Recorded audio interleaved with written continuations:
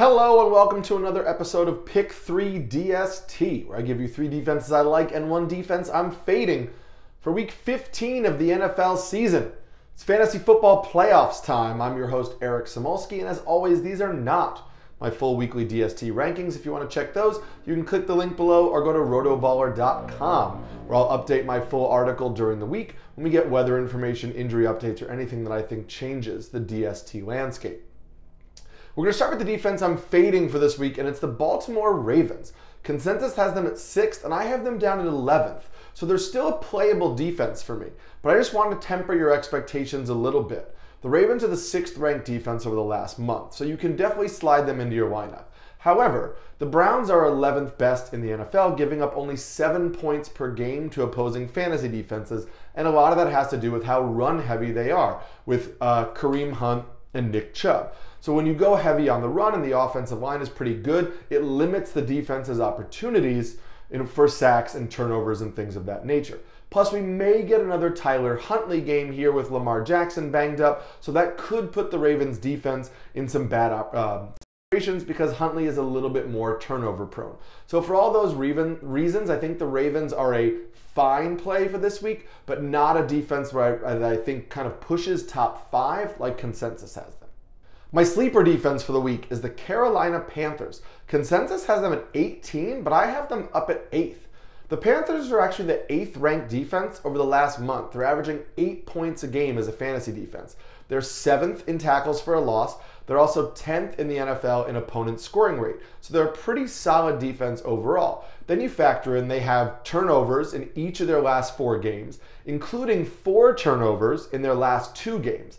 And that's pretty enticing if they're going to go up against Mitchell Trubisky, who turned the ball over 3 times last week for the Steelers, filling in for Kenny Pickett. Now, there's a chance that Pickett does clear concussion protocol, but the Steelers aren't playing for anything this year, and Pickett was their top pick. So are they really going to push him when he might not be 100%?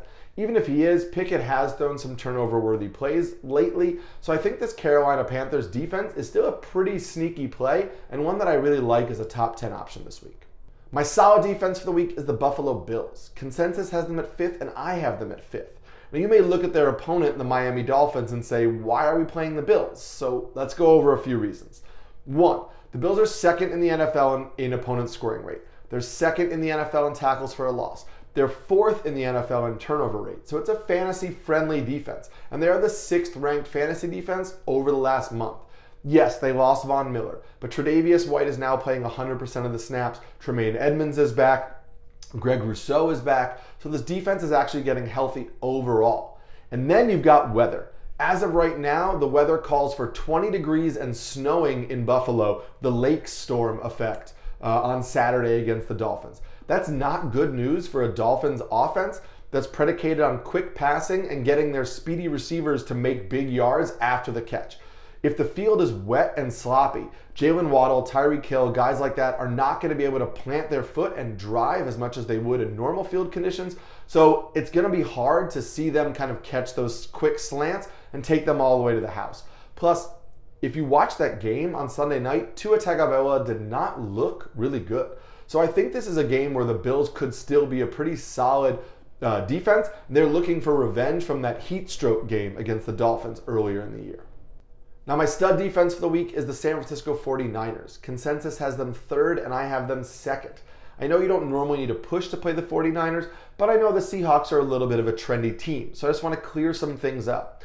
The Seahawks, while they have been a good surprise this year, ranked 19th in the NFL, giving up 8.9 points per game to opposing fantasy defenses. Right now, the 49ers are 1st in the NFL in opponent scoring rate. They're 6th in the NFL in tackles for a loss and 8th in the NFL in sacks. So that's a pretty good defense, right? Which has been a really good fantasy defense going up against an offense that's trendy but has actually been favorable to fantasy defenses. We saw them really lay an egg against that Panthers defense last week, and we're not sure if Kenneth Walker's going to be back. So this is just a quick way to say, if you have the 49ers, you should still be playing them regardless of their matchup this week. If you haven't yet, please click below to like and subscribe to get Pick 3 DST every single week, plus the rest of our other RotoBaller content, our DFS videos, our weekly rankings videos, our start-sit videos, so we can not only help you win your leagues, but win some money this season.